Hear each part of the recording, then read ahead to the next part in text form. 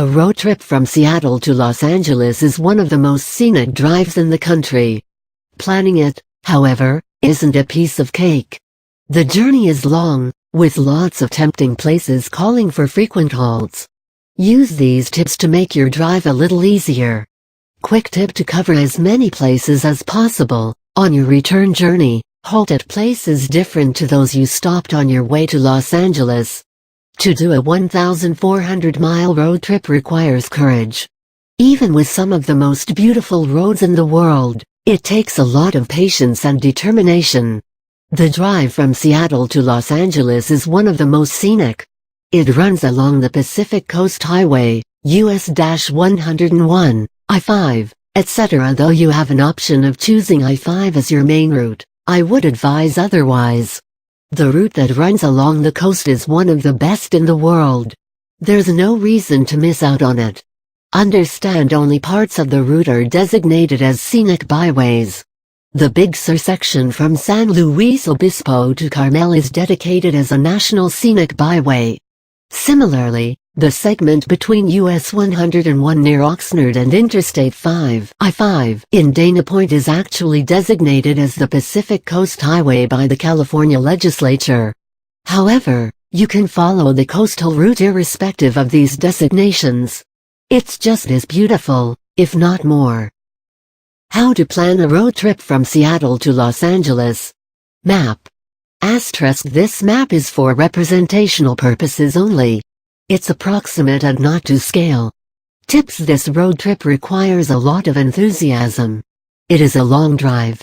If you're traveling with children, make sure you have enough stuff to keep them engaged: books, video games, etc. It is an extremely scenic drive. Travel only through the day. Traveling in the evening or at night will mean you miss out on some spectacular views. Don't push yourself to cover more places or miles. Drive at a speed you're comfortable with, and cover spots with a pace that doesn't tire you. Also, this route witnesses frequent landslides. Erosion along the coast isn't uncommon either. Some routes are either closed or rerouted. Expect surprise delays. If time is a constraint, avoid detours no matter how tempting they may seem. This way, you can accommodate surprises in your plan. U.S. Highway 101 in Oregon, a National Scenic Byway, is also designated as an All-American Road. Make sure you don't miss out on it.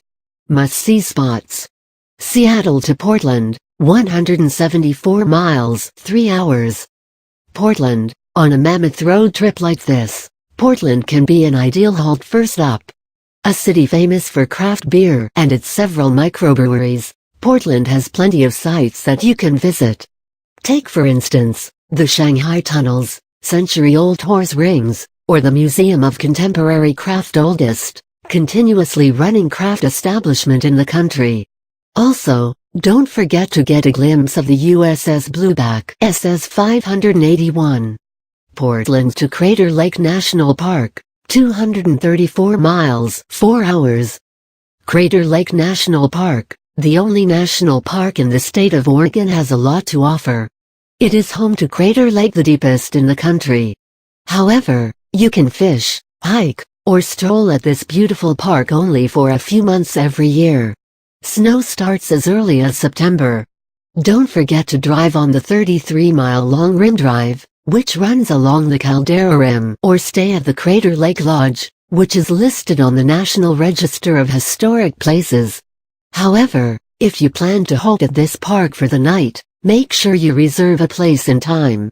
Remember, the park is open for only a few months. Crater Lake National Park to Cape Blanco State Park, 200 miles, 4 hours. Cape Blanco State Park. This state park can be your ideal halt, since it has electrical sites, cabins, and group tents for accommodation. It is home to Cape Blanco, the westernmost point in Oregon. Enjoy the Hughes House and Lighthouse tours. Since the park has ample accommodation facilities, it can be your last-minute option for a halt. Cape Blanco State Park to Redwood National Park, 90 miles, 2 hours. Redwood National Park. Hike, ride on horseback, and go kayaking at this UNESCO World Heritage Site. You must halt here for 2 days to view some of the tallest trees on this globe, walk alongside raging riverways, and stroll by a serene coastline. However, you must know that sites are available on a first-come, first-served basis. From developed campgrounds to backcountry campsites, you have a diverse style of accommodation to choose from. Redwood National Park to Mount Shasta, 201 miles, 3.5 hours. Mount Shasta, to visit/see Mount Shasta, the fifth highest peak in California, you will have to take a detour to Interstate 5. The detour, however, will be worth it. A U.S. National Natural Landmark, this beautiful mountain has inspired many poets and writers with its spectacular beauty. Mount Shasta to San Francisco, 290 miles, 4.5 hours. San Francisco, a 1 or 2 day halt at San Francisco has 2 main advantages. First, its position on your route makes it a perfect midway halt. Second, you get to see some really famous places such as the Golden Gate Bridge, Alcatraz Island, a National Historic Landmark, which was once a military prison and then a federal prison, Pier 33, sea lions at Pier 39, etc. Also, apart from these, the city is home to many other designated landmarks. Mendocino, this county is again a scenic place with a lot of state parks, such Mendocino Headland State Park, Russian Gulch State Park, Mendocino Woodland State Park, and Van Dam State Park. Apart from these parks, don't forget a visit to Fort Bragg, a California historical landmark that offers some of the most spectacular views of the ocean. The county is also home to several bed and breakfasts. Reservation can thus be done last minute. You will have to travel from Mount Shasta to Mendocino, 296 miles in 5 hours, and then from Mendocino to San Francisco, 154 miles in 3 hours. San Francisco to Carmel-by-the-sea, 121 miles, 2 hours. Carmel-by-the-sea, this city in Monterey County, also called Carmel, is your best bet if you want to just relax for a day or two. A day is more than enough though. It experiences a cool Mediterranean climate, which makes it a good option for a halt. Considered one of the most dog-friendly places in the state, this city deserves a day of your trip. However, you'd want to be careful and not wear heels. The municipal code bans everyone from wearing shoes that have 2-inch heels or higher and a base that is less than 1 square inch. If you still want to wear them, get a permit from the City Hall, available free of cost.